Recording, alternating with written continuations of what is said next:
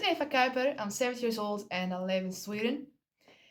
I live at a dairy farm, with 120 dairy cows, about 100 milking right now, I think. And we milk with a Delaval AMS system, so we milk with 2 robots. And we bought them in 2010, so they're getting a bit old. One of the big challenges with being a dairy farmer nowadays, I think, is the global market and that everything's so global. Because you kind of have to compete with other countries and their dairy farms instead of just those in your country. Because you often deliver to a bigger company that buys your milk and sells it to the supermarkets and stuff. And that makes them compete, all those different bigger dairy companies. And they all have different rules in all the other countries that also produce milk to the global market, and that gives us different kind of circumstances and opportunities to produce as much milk as we can. For example, in the US, you can produce more milk to a cheaper price than we can here in Sweden specifically. And I think that's maybe a bit unfair, or maybe justified, I don't know, because we can make our product stand out with the good healthcare laws that we have on our animals here in Sweden. And we do have smaller dairy farms on a bigger scale than we have in the US. In Sweden, a normal dairy farm has about 98 milking animals, and I think that number is pretty much bigger in the US. Of course it is, because they have more acres than we have here in Sweden. They have more space to be bigger, more opportunities.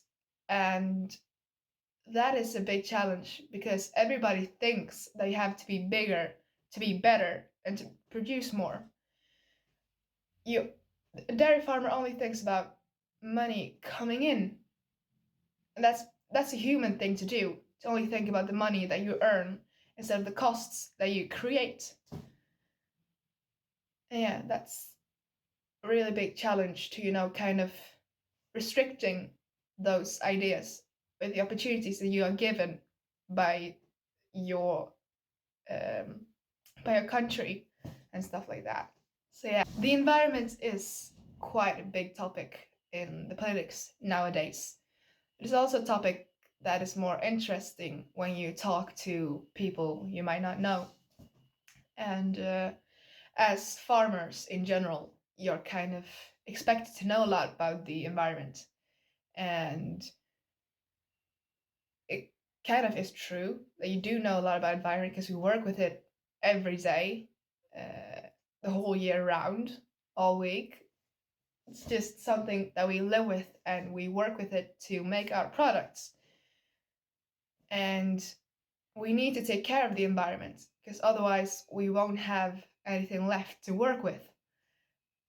And even though we do take care of it quite well, if I may say so myself, there are still some things that you can perfect, or tiny changes that you can make to help the environment a bit more. For example, this idea that me and my family have is that if you just left a meter around the field where you didn't grow the crop that you were meant on that field, and just left it for grass or certain flowers, because that would get all the more bees and bumblebees to that field, which would help them to get their feed and to reproduce and to grow their population, which is needed. And yeah.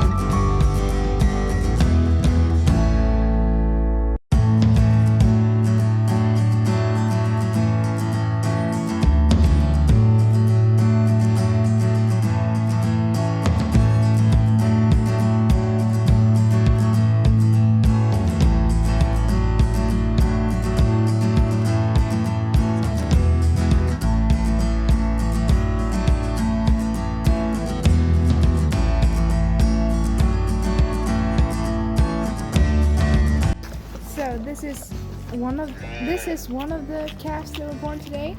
It's a bull calf by Dumbledore, and yeah, it seems to enjoy his milk. Sometimes I get the question why I want to work in the dairy industry. To me, the answer is quite simple. I love cows. I love doing what I do. And I know that I'm okay at doing what I do. That I know what I do. And I might not be common for a teenager to want to work when you get home for a weekend, or that would choose work over like laying in your bed an extra 3 hours in the morning or something. But I do that, and I love doing what I do, simply because I love being there with the cow throughout the whole life. I love to be there when a calf is born, because it's one of life's miracles, seeing something being born. And I love to be there watching that little calf grow up, becoming a heifer, becoming a cow when it calves for the first time, being there throughout her whole life in the barn, watching her up and downs, being there with her when she feels sick, helping her, and being there when she feels better again, and even being there when she finally has to leave the barn and go away. Because then you get to follow a whole life. You get to be there for their whole life. You get to be